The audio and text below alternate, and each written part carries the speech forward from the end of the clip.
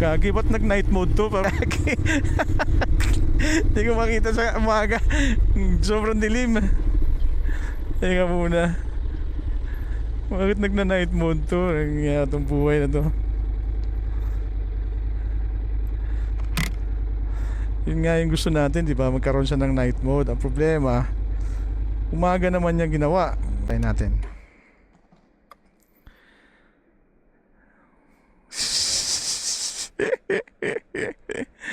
Nag-night mode siya sa gabi, sa umaga, walang iya. Di ko siya makita. Gagi. Huwag kang mag-night mode, huwag kang mag-night. Ay, pusang yan yung night mode na naman.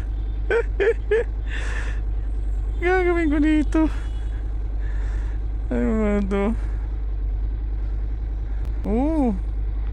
Patay tayo dyan. Hindi natin siya makita. Gagi. Ang dilim nito. Nag-night mode siya mga parts. Nahirapan tuloy ako magtingin sa kanya. Pwede pala siya mag-night mode, kaso problema sa day mode siya nag-ano. Sa daylight siya nag-ano, nag-night mode. Parang tanga tong ano na to. Basta bingi pa siya. Ayusin natin ito mamaya. Hindi na siya secure na yan. Sobrang secure na yan. Kasi pinalitan ko yung mount niya na anti-theft. So hindi siya basta-basta mananakaw. Walang yan. May night mode siya. Pero sa gabi, sa umaga siya nagna-night mode. Baka sa settings sa cellphone eh. Pupunta tayo ng Pasig ngayon mga pards. Papalitan natin ng kutsyon yung ating upuan. Though maganda na itong upuan natin, normal naman sumasakit, pero nabili kasi natin, sayang naman pag di gamitin. Hopefully sana maganda. Grabe naman tong aking susian. Nagrereklamo na naman siya. Palitan ko nga ng bagong baterya. Try natin palitan ng baterya to. Limado talaga siya eh. Nilagay ko na sa leeg eh. Ay nako. But ka nag-night mode, gagi to. Night mode siya talaga, parts.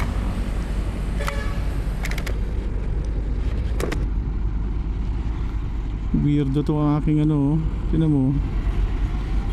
Ang ganda na siya. May night mode na siya. Ang problema sa umaga.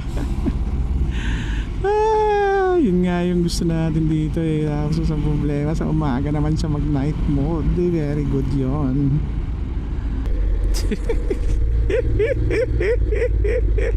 Natatawa ko sa kanya mga parts. Nakakatawa siya. Challenging talaga itong ginawa sa akin. Palit nga tayo pero napaka-challenging itong ginawa ng aking CarPlay. Sina-challenge niya yung aking buhay. Saka makakita na liwanag ng lugar. Nag night mode, tangi. Ay Diyos ko. Mamaya ayusin natin yan. Baka sa setting kasi sinet ko sa kanina. I don't know, meron yata ako nagalaw sa setting sa phone eh. Kasi may nag-comment sa akin kasi sa iPhone daw ganun daw, nag-night mode daw talaga sa paggabi. Sabi ko parang hindi naman. Yung pinalitan, yung nagkumuha ng aking device, tinesting niya sa iPhone niya, nag-night mode nga, brad. Nag-night mode nga siya. Problema ko, so nainggit ako. Nung pina-under ko to ngayon, nag-night mode din yung akin, pero sa umaga, diba unique? Slippery to. Slippery pag gabi, pag umuulan. Delikado yan pag ulan, bakal eh. RTJ Accessories.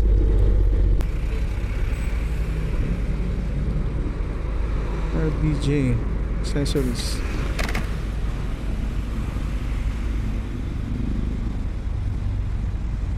Saan yung RBJ? RBJ. Sa unahan pa? Ah, ito. Ayun.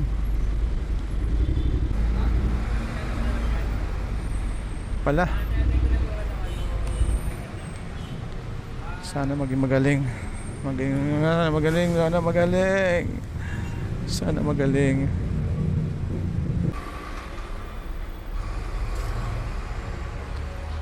Hello.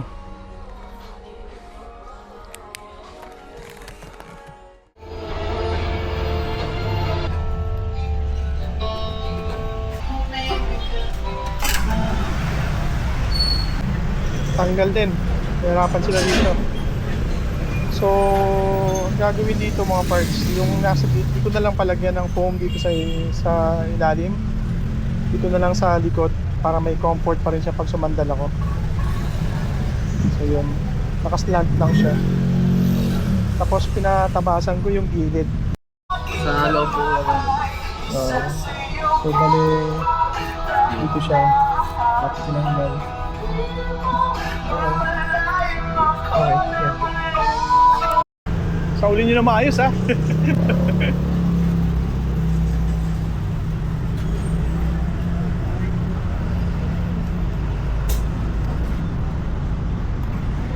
Hindi pwedeng gawing otin seat to, no?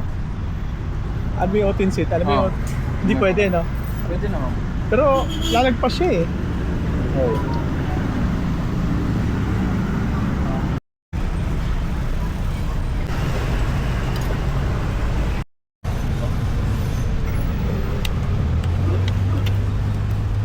Hindi ko mabuti ah, baka matanggal. So, ba't na lumuluwag na?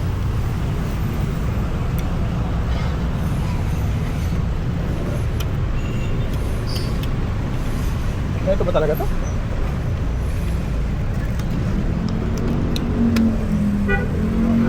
Saan luwag?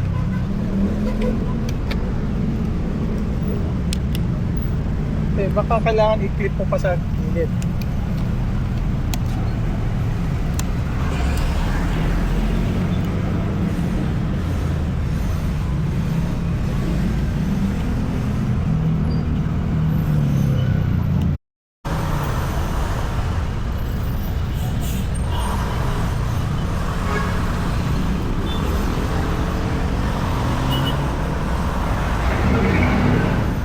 Bale dito ako naglagay ng additional foam para talagang ano siya, mas malambot yung likod. Mas comfortable na siya ngayon. Ito lang concern ko. Para di bumaba. Yan, ito yung kapapal. Gel lang nilagay natin. Yung gel. Ayan na siya. ADV na pogi. Pussycat.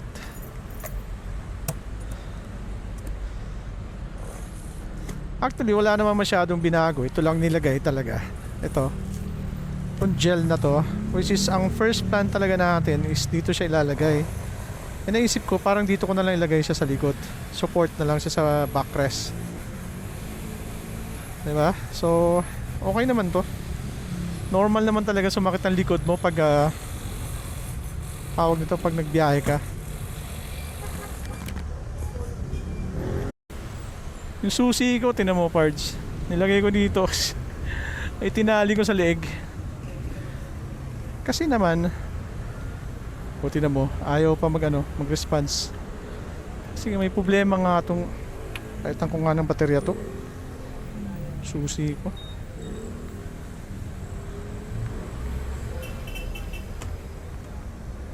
Ewan ko ba dito? Oh, nasaan na yung aking ano?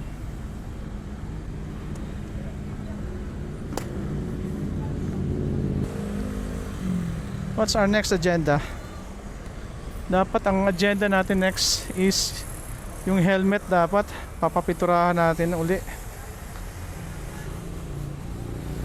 Kasi ito na yung helmet na gagamitin natin sa biyahe. Itong Nolan.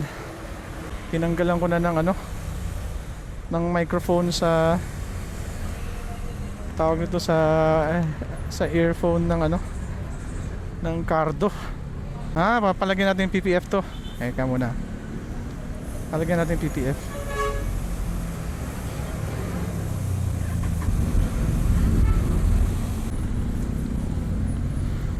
Oh, pumuti na siya uli. Pumuti siya uli. Grabe to. Tingnan oh ba, okay na nga oh. Okay na yung likod. Hindi na masyado mahaba yung i-atras ko. Saka makapit yung upuan. Okay na okay siya for me. Ikot tayo mga parts.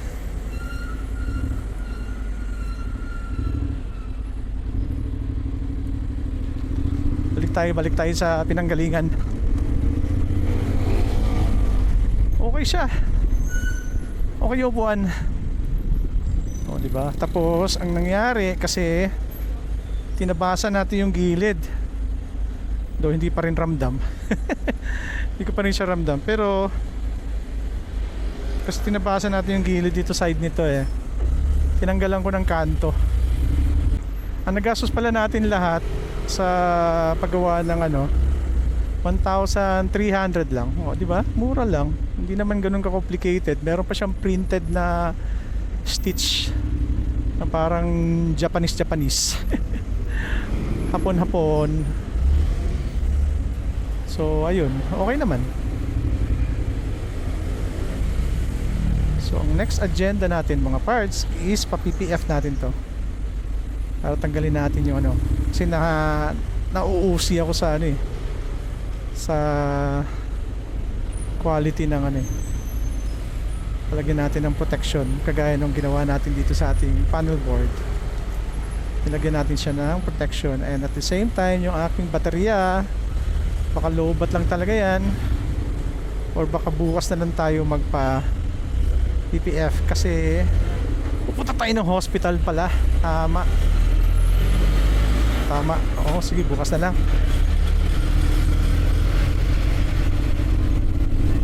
So, bakit tayo nagpa-upgrade? Hindi naman upgrade. Nagpadagdag ng foam sa likod instead na dito sa may pupuan ko talaga. Is para talaga maramdaman mo yung comfort ng motor mo. And so far, hindi na ako ganun kalayo na mag-atras pa ako para sa puwet. So, mas okay na siya ngayon.